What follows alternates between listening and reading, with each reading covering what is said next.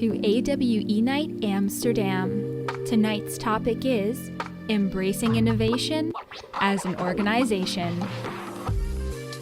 Integrating tech into your business is such a relevant topic, and who better to speak about this than our lineup of panelists, Alexandra Petty, Sarah Peets, and Daria Fedko.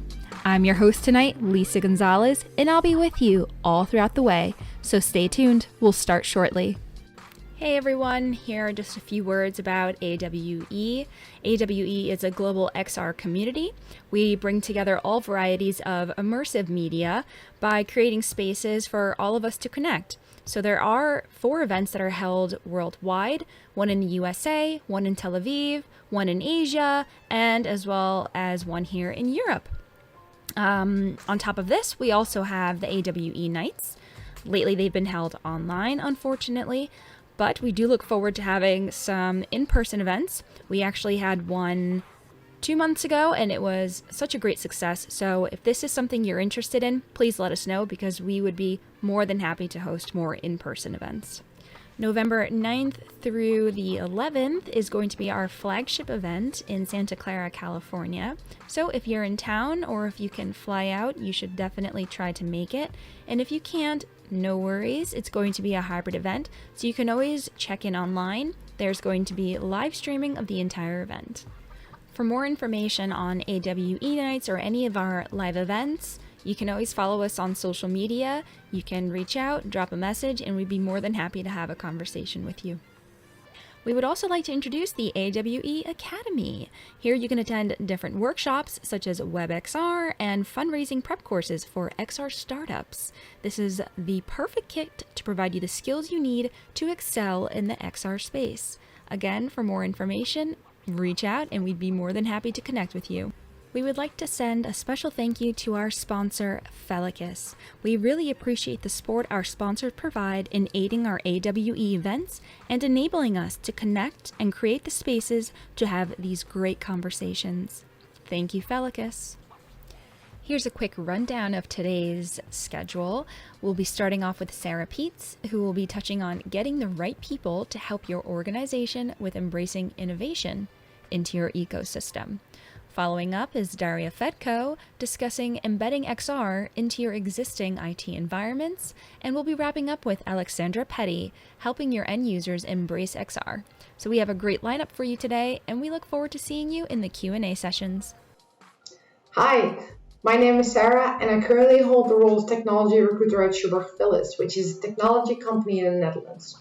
Our aim is to make an impact in the Dutch society, and where better to do this than to do this in the core of organizations, which in our case is IT. We focus on mission-critical environments. My role entails sourcing for suitable candidates for our open positions, interviewing them, and also handling the offer and contract stages. In addition to this, I have a strong interest in both recruitment marketing and the onboarding process of our new hires. I like engaging with our potential new colleagues, in which I always fully commit to creating an amazing candidate experience for every single person that gets in touch with our company. Working in recruitment in a tech environment means that I get to talk to a lot of creative people with innovative ideas, and by hiring these people, I am also able to contribute and add value to our company as a whole. When you think about innovation, the definition of innovation is the action or process of innovating, or a new method, idea, or product. It basically means to improve or to replace something like a process, a product, or a service. This can be done by applying new processes, introducing new techniques, or also establishing successful ideas to create new value. So for companies, innovation is very important since it increases their competitiveness. Continuous innovation, therefore, is quite crucial, but the focus of this innovation strategy varies considerably from company to company. In the entire world, but especially in the world of IT, there is this thing called the fuzzy front end of innovation. So this can be a new way of working, new technologies, or even the digital transformation a lot of people are currently talking about. Now, as a company, how can you get into this area of innovation, and how can you ensure continuous innovation is also embraced by your company? Well, it's all about the people, actually. So I believe from my own perspective, being a technology recruiter at a tech company, companies should be on the lookout for hiring people that possess innovative qualities, and experience. So this will not only directly impact the work culture and the way that you do business as a company, but it also impacts the market position and return on investment, meaning that growing your working population with hiring people with innovative qualities not only impacts the growth you go through as a company, but it also impacts your profit. So obviously, we're leaving in the middle here what innovation actually means, because that in general differs across companies and working domains. But there are things that you as a company can do to make sure that by hiring the right people, you make sure your company is able to embrace innovation. And it all starts with this. You need to be very personal. You need to have a personal approach to hiring candidates. Innovation can be found on resumes as easily as it says innovation, or this person has innovative ideas, or X has innovated this or that. But it's actually more than that. It's about the person behind the resume, and finding innovative qualities in candidates is not as easy as using Control F on the word innovation. So whether or not someone has the ability to innovate is simply not always obvious from a resume. So what do you need to look at then? You need to look at personal traits. So if you look at what these innovative qualities are that we're talking about, you can find them when you have an actual conversation with a candidate. So you need to be on the lookout for people showing signs of happy curiosity, because they might be able to push projects forward, but also uncover unorthodox ways of thinking about a certain subject. You need to really look at their excitement when you pitch them a new idea. So do they pick it up and play with it? Do they expand on your ideas? You can also focus on emotional intelligence, because people with these skills are generally very good at working and communicating with others. So they will spread ideas and get people together to work on them. So what you also can do is look at the skills that they picked up from their hobbies. Maybe there's choosing jobs, maybe sports. So how did they use and incorporate these skills in their day-to-day job? So do they describe their thought process in great detail? What is their approach on things that they've improved or renewed? You can discover these skills by talking to these candidates. Have very special attention, not to what they've actually done, but to how they have done it. So are they really willing to go the extra mile if you ask them the question, what if? And it can also be as easy as hiring people straight out of school, because they are not influenced by traditional office politics and processes. You don't have to work against biases and opinions that they've built up after years of working. They are really ready to think outside of the box, and they are usually full of excitement and ideas. So to be very concrete, what can companies do to hire the right people so that they can embrace innovation? To me, as a recruiter, this process consists of quite some steps. I will take you through them, but first off, you need to determine what kind of innovation you actually want to achieve.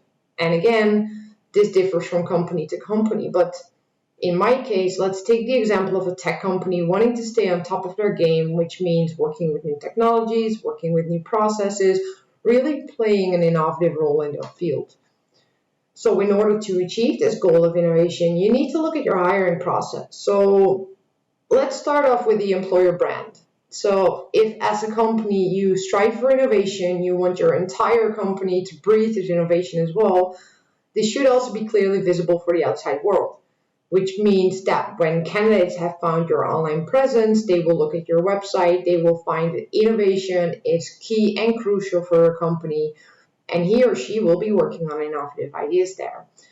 That means that it's important to showcase what your company is actually doing. So what sorts of customers do you work for or work with? What kind of projects have you done in the past, and what are you currently working on? It's important to clearly create an image of what this candidate will be doing when he or she will work at your company.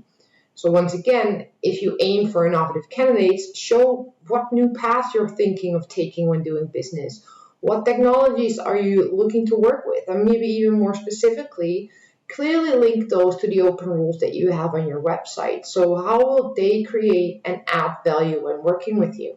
An employer brand focused on innovation will not only retain your innovative people, since it's been found that having an innovative work culture makes your people proud of the work that they are doing, but it will also motivate them to understand, even further enhance these innovations. The second thing you need to look at is your vacancies. And this might sound as easy as it is. It actually is.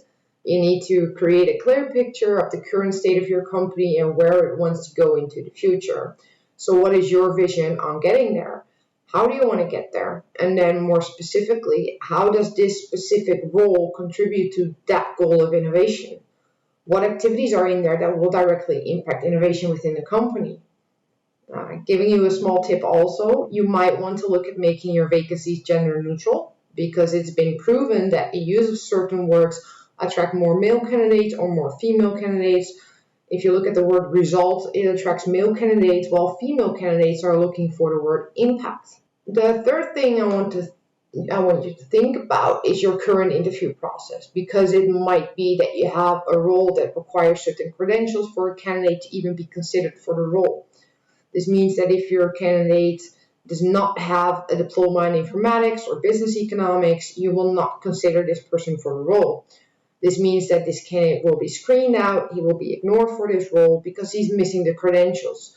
That might be the loss of a candidate with innovative qualities. So how do you solve this? Well, you can create space and freedom for candidates to express themselves both during the job application and the interview process, by giving them a chance to express themselves. So you need to talk to the candidate, be personal. Ask him or her why he or she applied for the role, even though he or she is missing these credentials. So this might open up a conversation in which you will find that this candidate is fully able to bring innovation to your company, just not in a way that you thought. And people also have the tendency to be around people that are very similar to them. This, however, is a very, very strong bias in hiring. People hire people that they like because they have similar traits. Very rarely they hire people that are actually complementary.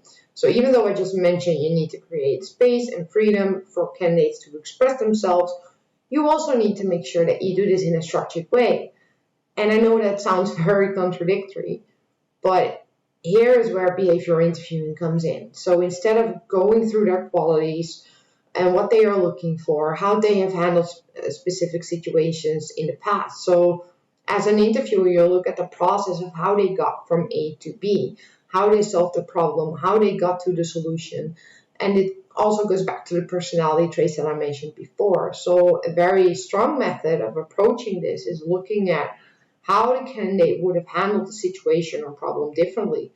So ask them for a retrospective. If they would have had other technologies or tools at their disposal, would they have changed their ways? So another thing is community building. So as I mentioned, it's very natural for people to hire people that are similar to them. So even though this is a hiring bias, companies can also use this to their advantage. So in addition to sharing stories on your website, most people working at companies that are in that fuzzy front end of innovation also like to share their own story. So think of different applications for technology, for improving ways of working, enhancing and changing work processes. They want to share this not only to make other people aware, but they're also looking for other people to learn from. So people enjoy communities with like-minded people that are working on a similar problem, working in the same area of expertise with the same technologies. They like to challenge each other, challenge themselves, but they also want to share best practices. So if as a company you're looking to engage more with innovative people with the aim of actually staying on top of the game and at the forefront of innovation, so to boldly go where no man has gone before, it would be wise to facilitate and engage in these communities. So how do you do this? If there are already communities inside of your organization, make clear that you want to facilitate them and clearly speak out your engagement and dedication to growing and nurturing this community. Again, it is very important here that people feel that they are creating and adding value, which means that you want them to not only come to work to do their job, but you want to make it an open place where the community is integrated in the company, and investing in this community and its activities is really part of their role as well. So if you ask the members to write blogs, record videos for the community, but ask them to do this not during work hours, you are not facilitating this community at all. If you want to create a new community or are looking to strengthen or empower a small one, you need to envision the vision of the community, identify potential members who you think fit this community, Bring them together to talk and brainstorm about this topic, and then ask them for clear feedback. So if this was a positive event for them, you can organize a new program or a new event. You can give the members the opportunity to also invite new people, so you can actually let it grow. You can make it a scalable online platform. If you have a community, it brings in new perspectives, it gives people a sense of belonging, but also creates engagement from everyone in that group. So it might bring innovation to your company as well, because people from outside of your company often are also involved in this community. So make sure that there's not a commercial win in there for you as a company. You should not use these communities to actually actively hunt for people who might be a good fit for your company, but you need to make sure that people will that they will bond with your organization through the community. So the last thing that I want to discuss with you is the actual role. So I already mentioned the goal of the company, which in this case is something to do with innovation in your particular company or sector. Obviously, there is enough work to do, which is why you are hiring. However, you also need to give your employees the space and time to actually spend time on innovation, not because they have to, but because they want to. This means that your employees should not be forced to spend their entire 40-hour work week on the content of the role. You need to give them time to spend on side projects, spend on both personal and professional growth. And it's probably a known example, but companies like Google give their employees 1 day a week to spend on whatever they want. If you're not forced to work on innovation but are given the opportunity, ideas will flow freely, and it ultimately also leads to more innovation within your company. So to conclude, I think there are some steps you need to take if you want to hire people with innovative qualities in order to create an innovative work culture and thus also be able to embrace innovation as a company. So think of what innovation you would like to embrace. Think of your employer brand. So what do you actually want to share with the outside world? Make your vacancies clear and inclusive so that people know that they will add value and they will know that they are actually contributing to the innovative stuff that you're doing with your company. You need to look beyond the resume and use behavioral interviewing. So don't screen out candidates because they are missing some qualifications. Engage in a conversation with them. You need to build communities, and in your interviews, also look for people who have experience doing this or who engage regularly in such communities. And once you've hired them, give them the space and time to work on their own things in your time. Now, if you have any questions or would like to connect with me, you can find me on Twitter, on LinkedIn, and after this talk. Hi, everyone. My name is Daria. I'm a founder and CEO of We Studio, and I will be talking about embedding XR into your existing IT environments and ecosystems. So I will start with a short intro. I've started We Studio 6 years ago. It all started from a big joy, passion, and love. I truly believe in AR and VR technologies. And what we do today, we use these technologies to solve specific pain points on the side of our clients across various industries. We work with the small startups, with the corporate enterprise level companies, with manufacturing, with the marketing agencies, and so on and so forth. It's always different. It's very interesting. So we created more than 60 projects in overall, with the main focus on AR and VR technologies. So we have this experience of integrating AR, VR solutions into the businesses of our client. So I will share a bit of this experience today with you. What we do, we cover the full cycle of development of AR and VR based solutions. We usually start with the research, with the ideation and consultancy. We have to understand this context of the business of our client and what type of AR or VR solution will help them gain their goals or achieve some KPIs, or at least will be relevant to their business. Then we move into the rapid prototyping or MVP development and do the technology consultations. And then we move to the full cycle development of the project, its delivery, support, data tracking, and integration into the business environment. So let's go next. Okay, so we'll talk about integration. Let's imagine you're already quite sure about developing XR solution for your business, startup, brand, whatever. But how to make it work for your business? How to make it show the feasible results? You have to properly integrate it into your existing IT environment or into your business. I don't know if you have any IT environment, but I guess you should. So here is a simple checklist to remember where to start and where to move. First of all, you have to have the clear goals, what you want to achieve with this AR and VR solution. Secondly, you have to do your homework and do the research on the market, on the target audience, create your value proposition and work on the customer journey map. You have to understand the portrait of your ideal user and in what circumstances will they use your application. Will it be at home, in office, on the street? What type of internet will they have? Will be they sitting on the chairs or standing? What type of lightning will they have?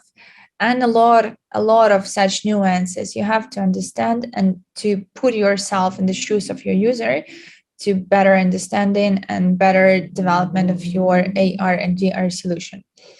Then you have to put the clear KPIs for your goals, how you will measure the effectiveness and successfulness of your project and understand that you're moving in the right direction. Then we move to the backend integration. This is this is a challenging part, an interesting part, because usually you already have some backends with the storages of different content or logics of different applications. And when it comes to development and integration of AR and VR solutions, it is crucial to integrate. So make sure you connected your teams, your regular development team and your AR VR vendor, that they communicate with each other and they can be on the same wavelength of what is happening. Make sure you have a clear task list on the backend integration. And then we move into the content repurposing.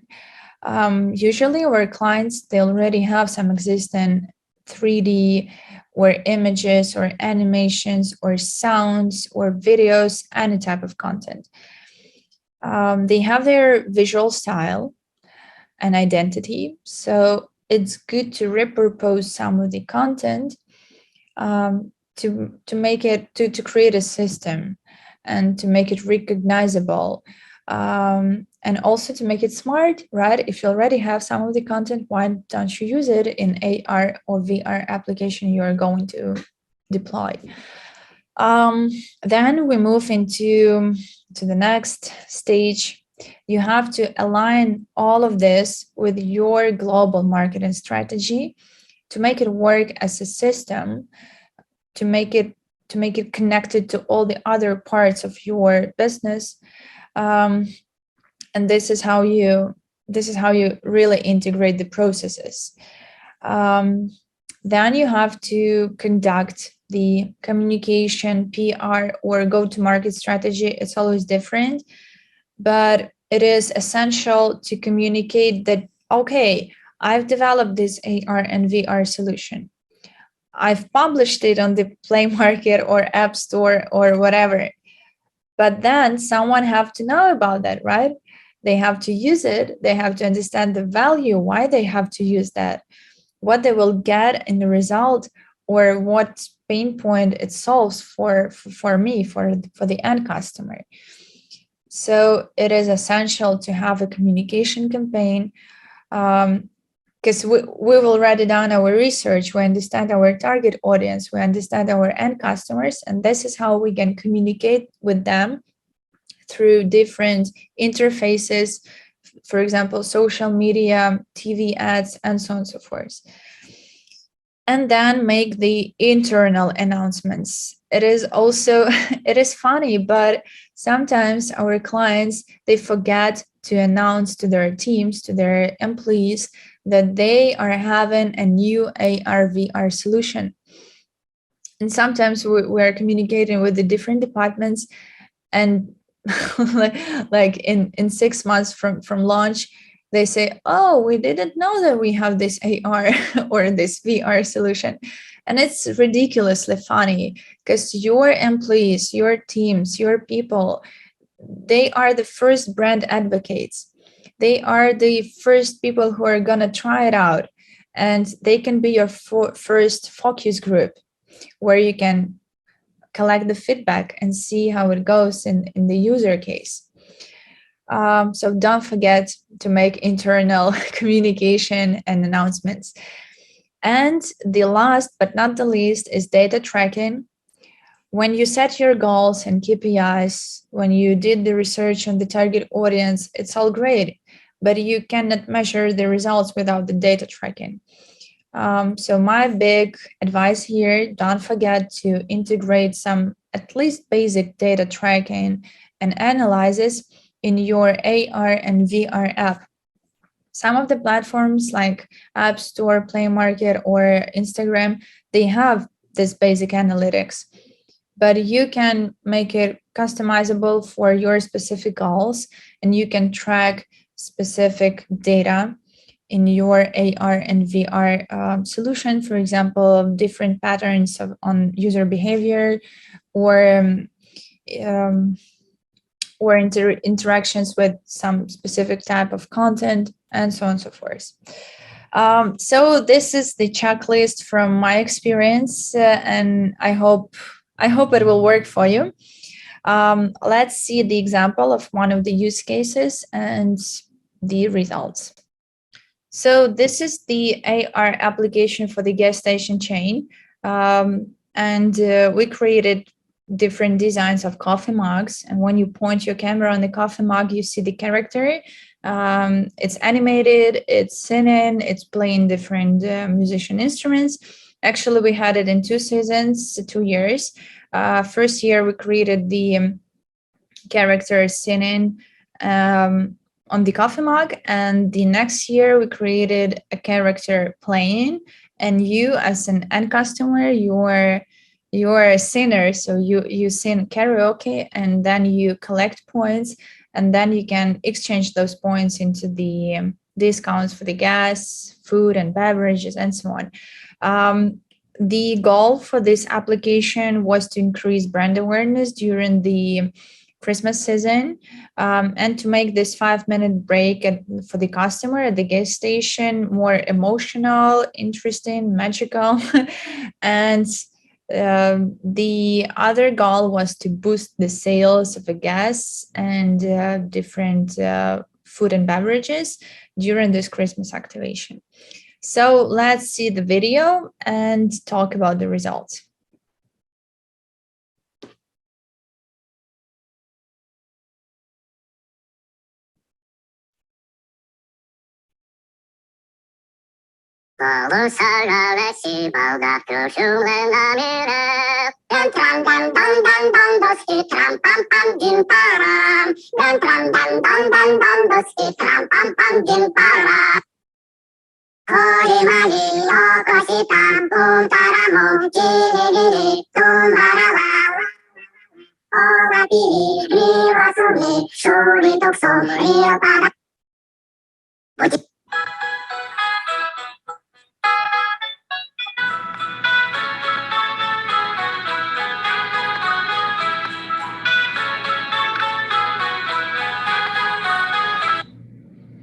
Yeah, so that was 2 different editions, and the results for the second campaign was 120,000 app downloads. 9,000 karaoke sessions were conducted through this application, and the most great results of this campaign was 300,000 liters of gas was sold additionally through this application, thanks to the integration with the backend and loyalty program of this company. So this is an example of how AR might become an essential part of the whole campaign, seasonal campaign. And let's see how they did it from the business side, from the communication and marketing side. They had 3 radio spots to share the mood. They had 5 video spots to simulate user behavior because they did their research and they understood that they have 5 main portraits of their users. So they created a video for each user to simulate their behavior, and they spread it all around the social media, YouTube, and so on. They had 50 photo zones. You can see it here on the image. They had a big coffee mug, and then you point your camera and the big mouse appears and you can make a photo and share it in social media. They also had contests around it. They had 16 events on top gas stations around different cities. And they had 14 influencers in Instagram.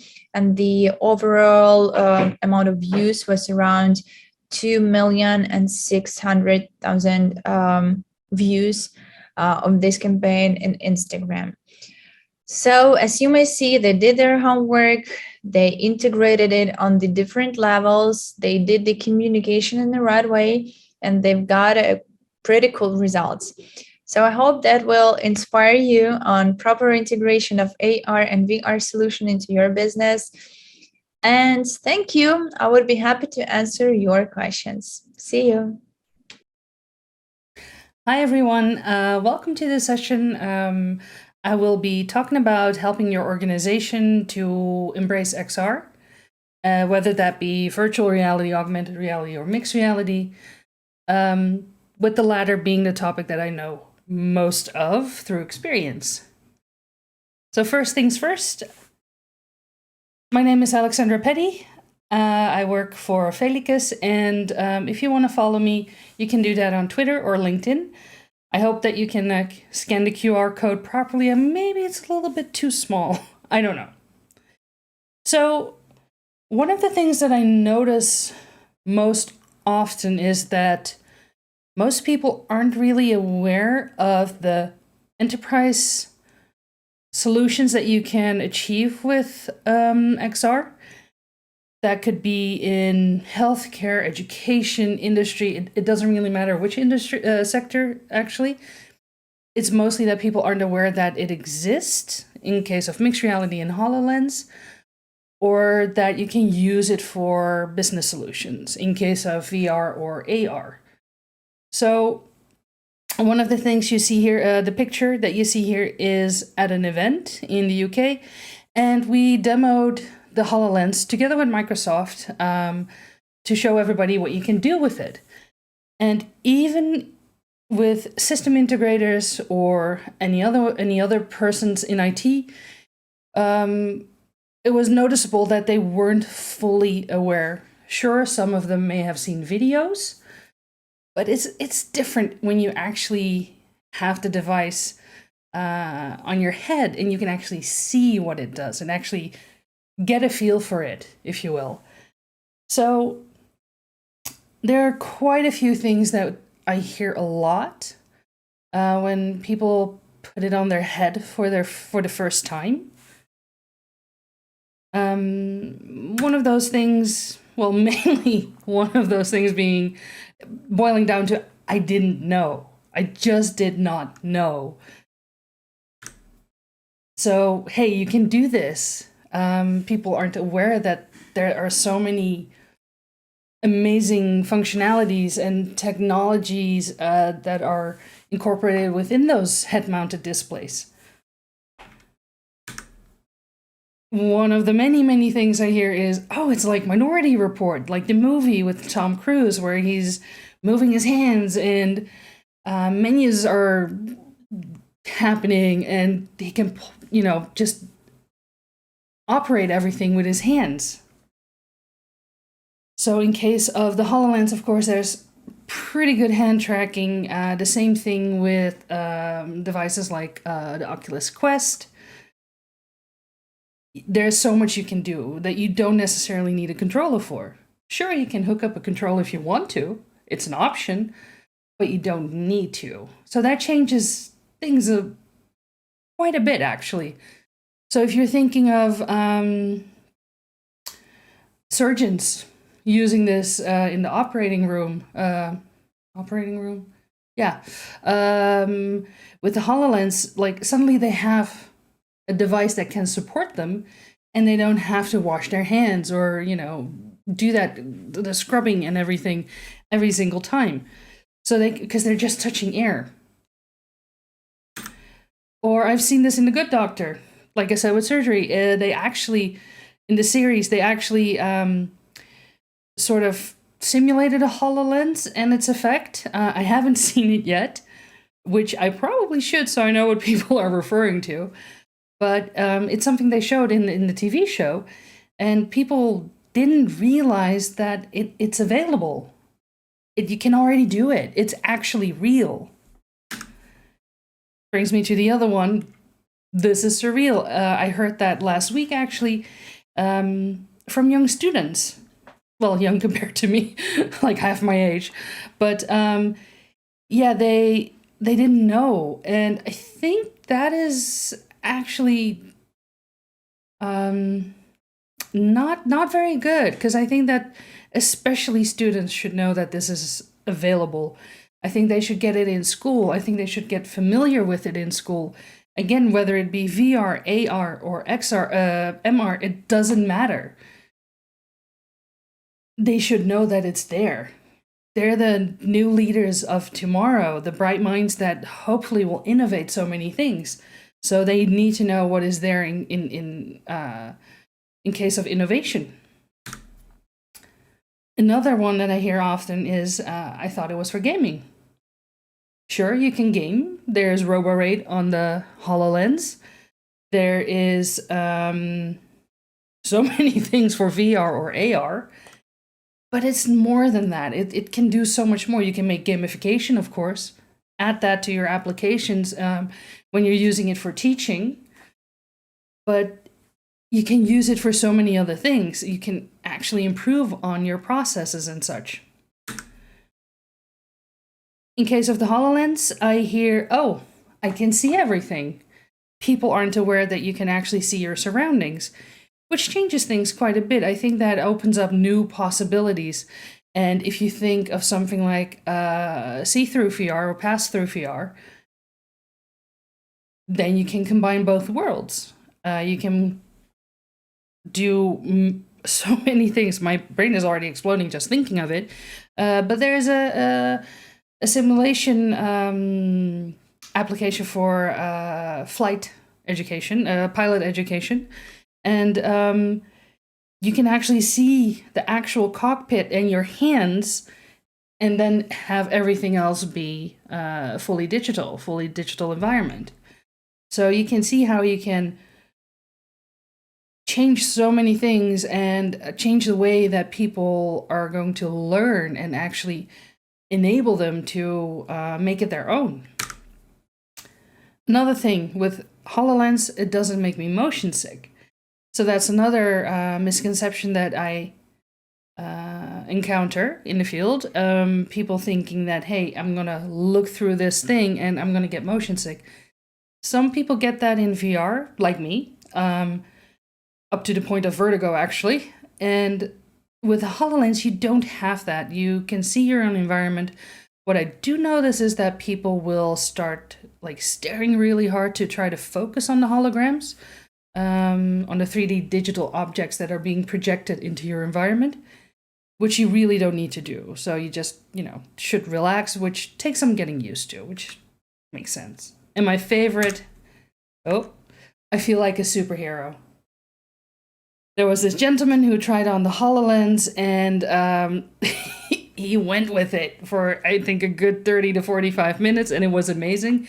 And he felt like a superhero. It's really empowering when you can do these things and improve your work or have more time for your work. So that was pretty cool. And of course, hey, it's fun. Why not? Let it be fun. Enjoy it. Enjoy the experience. So how are you going to help people embrace something that they don't even know exists? one of the first things is awareness. You need to help people be aware of what is out there. Let them experience it. Call XR partners and ask them to demo things. Have everybody in your organization that potentially would work with it try it, or at least be at the demo, even if they don't get the chance to try it. But ideally, you would have them try it. Make sure that people understand what it can do and what it will do and what the experience can be like.